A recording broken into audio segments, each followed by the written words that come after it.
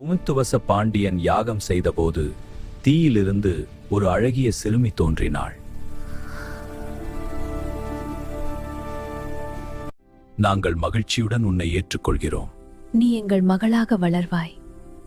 அவள் தன் கணவனை சந்திக்கும் போது ஒரு அற்புதம் நிகழும். தடாதகை என்று அழைக்கப்பட்ட அவள் வளர்ந்து வீரத்துடன் மதுரையை ஆண்டாள். அரசரியாக முடிசூட்டப்பட்டாள். ஒரு நாள் தடாதகை தன் படையுடன் திக்விஜயம் செய்ய போருக்குச் சென்றாள்.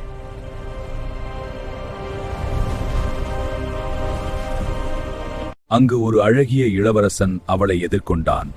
ஒரே அம்பால் அவளது படையை வென்றான்.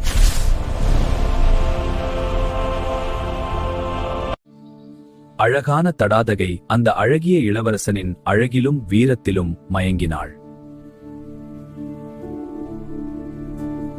அவன்தான் சிவபெருமான். அழகிய சோமசுந்தரனாக வந்து தன் திருவிளையாடலை நிகழ்த்தினான்.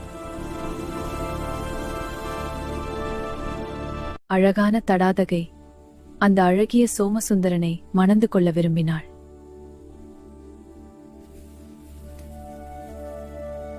அழகிய சோமசுந்தரன் மதுரைக்கு வந்தார்.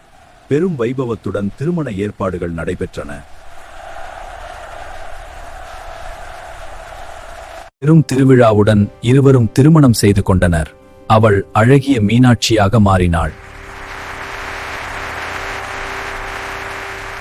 ஓம் நம சிவாய. சிவன் ஒரு அழகிய பொன்னிடம் வந்து அருள் புரிந்த இந்த திருவிளையாடல் நமக்கு அன்பையும் கருணையையும் கற்றுத்தருகிறது. சிவன் அருள் அனைவருக்கும் உண்டாகட்டும். அன்று முதல் அழகிய சோமசுந்தரர் சுந்தரேஸ்வரராகவும் அழகான தடாதகை மீனாட்சி அம்மையாகவும் மதுரையில் அருள் புரிகின்றனர்.